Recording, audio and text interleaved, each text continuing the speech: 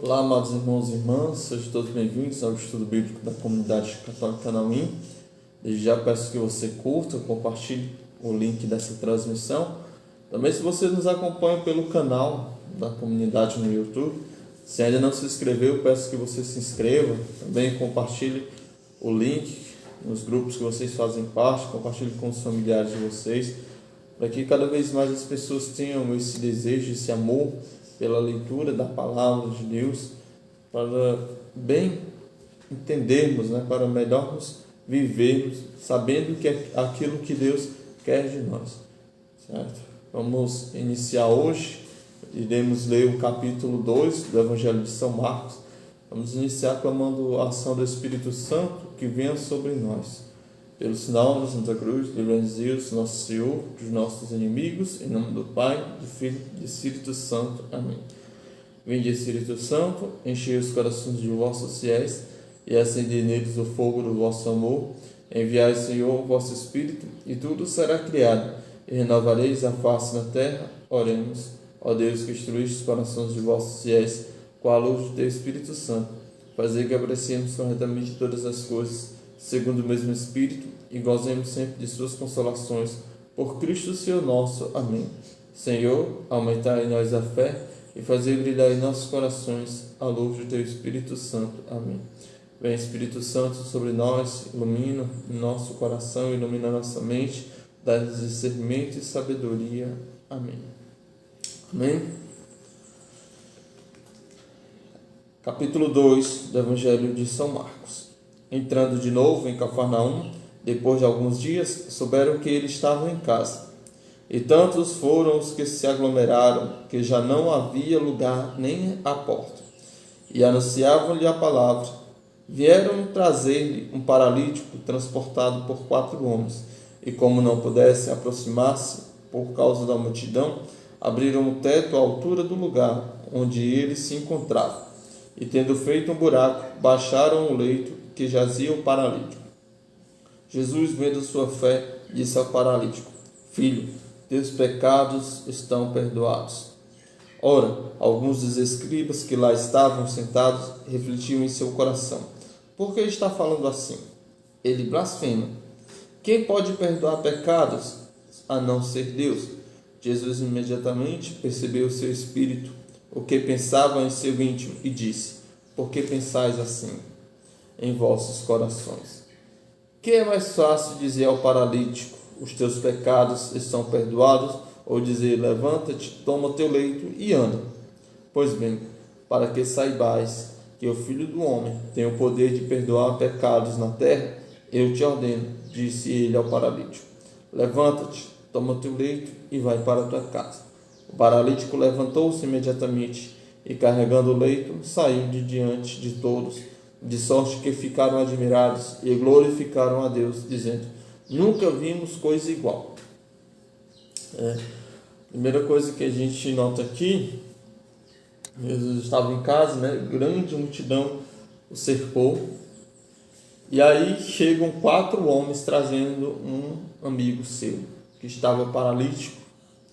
E como eles não conseguiam chegar perto de Jesus, eles subiram no telhado, fizeram um buraco e baixaram o paralítico diante de Jesus. Jesus, vendo a fé daqueles homens, disse: os seus pecados estão perdoados. Jesus é aquele mesmo que cura o físico, mas também quer curar o nosso interior. Jesus, primeiramente, ele quer curar de nossos pecados, das nossas fragilidades.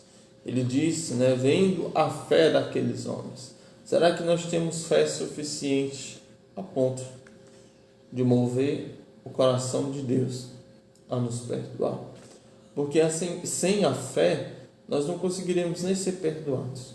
Porque é necessário dar um passo adiante, um passo em direção a Deus, para que possamos receber dele o perdão de nossos pecados. E aí aqueles que estavam lá ao redor de Jesus começaram a pensar: quem é esse? Ele está blasfemando, dizendo que está perdoando pecado. Só Deus que perdoa pecado, porque o pecado é uma ação contra Deus. Então só Deus pode perdoar o pecado. E aí Jesus disse: por que vocês estão pensando assim? O que é mais fácil dizer para o paralítico: levanta-te, toma o teu leito e anda, ou teus pecados estão perdoados?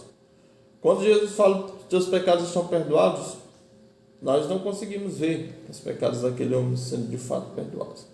Mas quando Jesus diz: levanta, toma o teu leito e vai para casa, é um ato concreto e nós podemos ver. Então, ao ver aquele paralítico que toma o seu leito e vai para casa, o pessoal começa a crer. Verdadeiramente ele tem o poder, porque ele não fala, só deu palavras soltas, mas de fato ele agiu. Chamado de Levi, versículo 13. E tornou a sair para a beira-mar, e toda a multidão ia até ele, e ele os ensinava.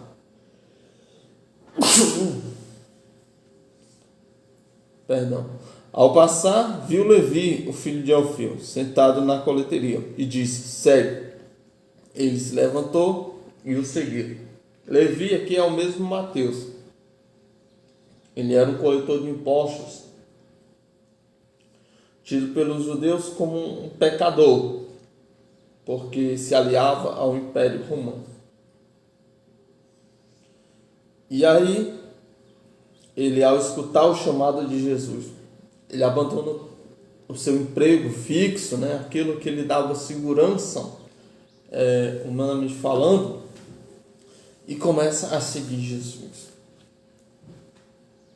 Como é belo o despojamento de Mateus. São apenas 2 versículos, algo bem sucinto, mas algo muito profundo, que fala do desprendimento total de Mateus. Talvez aqui Mateus ele era mal visto pelos judeus, por conta de que era um coletor de impostos. Mas ele tinha influência no mundo romano, porque ele era um de seus aliados. Tinha um salário, e fora aquilo que os coletores de impostos geralmente acrescentavam nos impostos para receber mais. Humanamente falando, Mateus tinha uma boa posição. Mas ao escutar o chamado de Jesus, ele imediatamente abandona tudo, larga seu emprego para seguir a Jesus. Refeição com os pecadores, versículo 15. Aconteceu que, estando à mesa em casa de Levi, muitos publicanos e pecadores também estavam com Jesus e os seus discípulos, pois eram muitos os que o seguiam. Os escribas dos fariseus, vendo-os comer com os pecadores e os publicanos, diziam aos discípulos dele: que ele come com os publicanos e pecadores? Ouvindo isso, Jesus lhes disse: não são os que têm saúde que precisam de médico, mas os doentes. Eu vim chamar, não vim chamar os justos, mas pecadores. Jesus está dizendo aqui que ele não veio para aqueles que já são curados, aqueles que se acham curados, mas ele veio para os pecadores, não aqueles que se acham justos. Porque diante de Deus nenhum de nós somos justos, mas ele veio por cada um de nós que somos pecadores. Mesmo quando a gente diz: eu não mereço, eu não tenho jeito, Jesus veio exatamente para nós, para nos perdoar e para nos salvar. Debate sobre o jejum, versículo 18. Os discípulos de João e os fariseus jejuavam e vieram dizer: por que os discípulos de João e os discípulos dos fariseus jejuam e teus discípulos não jejuam? Jesus respondeu: podem os amigos do noivo jejuar enquanto o noivo está com ele? Enquanto o noivo estiver com eles, não podem jejuar. Dias virão, porém, que o noivo lhes será tirado, e então jejuarão naquele dia. Ninguém faz remendo de pano novo em roupa velha, porque a peça nova repuxa o vestido velho e o rasgo aumenta. Ninguém põe vinho novo em odres velhos. Caso contrário, o vinho estoura e os odres, e tanto o vinho como os odres ficam inutilizados, mas vinho novo em odres novos. Para nós aceitarmos a mensagem de Jesus, é necessário nós nos fazermos novos. Se nós não nos fizermos novos, nós não comportaremos essa mensagem de Jesus. Mais cedo ou mais tarde nós arrebentaremos. Por isso é necessário um coração todo novo, um coração inteiramente despojado de si, sem nada, limpo. Esvaziemos o nosso coração. Peçamos a Deus um coração novo para acolhermos aquilo que Jesus tem a nos dizer. Porque do contrário nós não suportaremos. Mais para frente nós arrebentaremos como esses odres velhos, se nós não nos fizermos novos. As espigas arrancadas. Aconteceu que ao passar no sábado pelas plantações, seus discípulos começaram a abrir caminho, arrancando as espigas. Os fariseus disseram: vê como fazem eles o que não é permitido fazer no sábado. Ele respondeu: nunca leste o que fez Davi e seus companheiros quando necessitavam e tiveram fome? E como entrou na casa de Deus, no templo do sacerdote Abiatar, e comeu dos pães da proposição, que só o sacerdote pode comer, e os deu também aos companheiros. Então lhes dizia: o sábado foi feito para o homem, e não o homem para o sábado, de modo que o Filho do homem é o Senhor até do sábado. Palavra da salvação, glória a vós, Senhor. Jesus, ele é o Senhor de todas as coisas. Todas as coisas foram feitas para ele, e não ele feito para as coisas. E Deus nos dá esse mesmo direito. As coisas foram feitas para nós, para que nós possamos usufruir da maneira que Deus nos concede que usufruamos. Mas, Deus quer que nós verdadeiramente saibamos usufruir das coisas que Deus nos deixou. Jesus aqui não estava mandando quebrar nenhum preceito, não. Mas ele estava dizendo que o homem, as coisas foram feitas para o homem, e não o homem para as coisas. Certo? Ao usar este exemplo, Jesus está dizendo que Deus nos deu todas as coisas por sua infinita bondade. Amém? Obrigado a vocês que nos acompanharam até aqui. Não deixe de curtir, compartilhar o link dessa transmissão. E que Deus nos abençoe e nos conduza em nome do Pai, do Filho e do Espírito Santo. Amém.